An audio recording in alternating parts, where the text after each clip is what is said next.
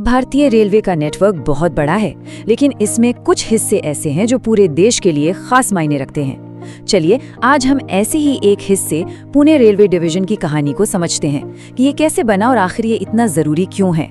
मतलब ये सिर्फ पटरियों का जाल नहीं है, ये तो देश की धड़कन है और इस धड़कन को बनाए रखने में पुणे जैसे डिवीजन का एक बहुत ही खास स्ट्रेटेजिक और इकोनॉमिक रोल है। आइए देखते हैं कैसे।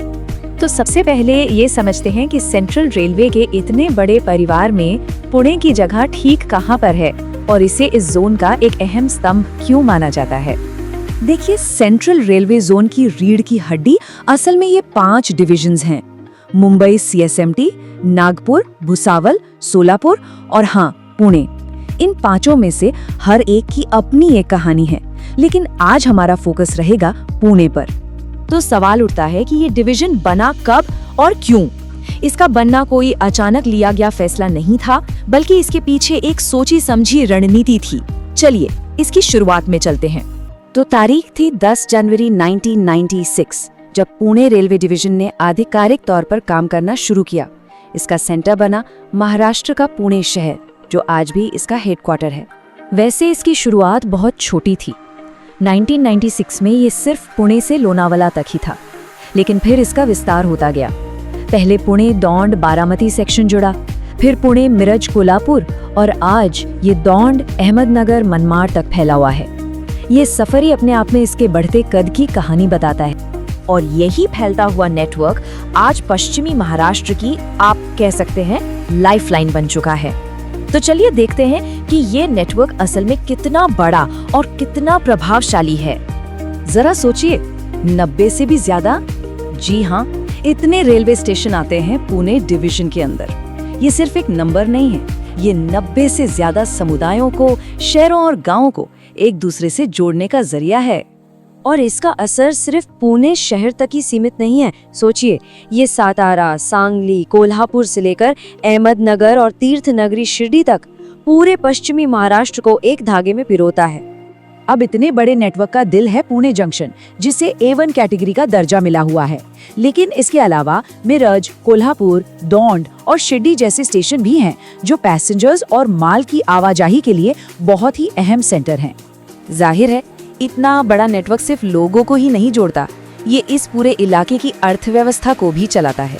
तो सवाल ये है कि ये डिवीजन आर्थिक रूप से कितना शक्तिशाली है। 1700 करोड़ रुपए से भी ज्यादा, ये है पुणे डिवीजन की सालाना कमाई। ये रकम इतनी बड़ी है कि इससे कई छोटे शहरों का पूरा साल का बजट चल सकता है, जो दिखाता है कि ये डिवीजन इकोनॉमिकली कितना बड़ा प्लेयर है। लेकिन सबसे हैरान करने वाली बात तो ये है, इस 1700 करोड़ रुपए की कमाई का 80% से भी ज्यादा हिस्सा सिर्फ एक स्टेशन से आता है, और वो है पुणे स्टेशन। इससे पता चलता है कि ये पूरा डिवीजन किस तरह पुणे शहर के इर्द गिर्द घूमता है। और इसकी वजह भी बिल्कुल साफ है। पुणे आज भारत का एक बहुत बड़ा IT, इंडस्ट्रियल और एजुकेशन हब है। ये डिवीजन इसी हब की लाइफलाइन है, जो हर रोज लाखों स्टूडेंट्स, प्रोफेशनल्स और कामगारों को उनकी मंजिल तक पहुंचाकर शहर की रफ्तार को बनाए रखती है। लेकिन क्या ये डिवीजन आने वाले कल के लिए तैयार है? बढ़ती आबादी और टेक्नोलॉजी के इस दौर में पुणे डिवीजन खुद को कैसे बदल रहा है, चलिए देखते हैं। सबसे बड़ा बदलाव है इलेक्ट्रिफिकेशन, यानी बिजली से ट्रेनें चलाना।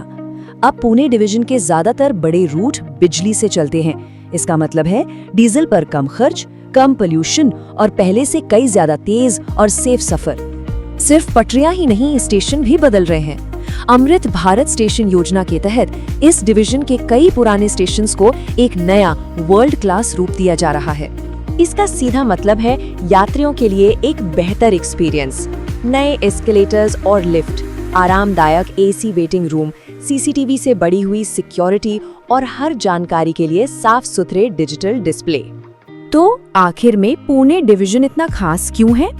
आसान शब्दों में समझें तो ये मुंबई के बाद महाराष्ट्र का दूसरा सबसे व्यस्त रेल नेटवर्क है। ये देश के सबसे बड़े IT और एजुकेशन हब को चलाता है। ये शिरडी जैसे पवित्र स्थल को जोड़ता है और ये व्यापार के लिए एक जरूरी माल ढुलाई का सेंटर भी है। तो अंत में सवाल ये बचता है कि जैसे जैसे पुणे और इसके आसपास के इलाके और तेजी से बढ़ेंगे, क्या ये रेलवे डिवीजन भी उसी रफ्तार से बढ़ पाएगा? ये भविष्य की चुनौतियों का सामना कैसे करेगा? खैर, इसका जवाब तो हमें आने वाला वक्त ही देगा।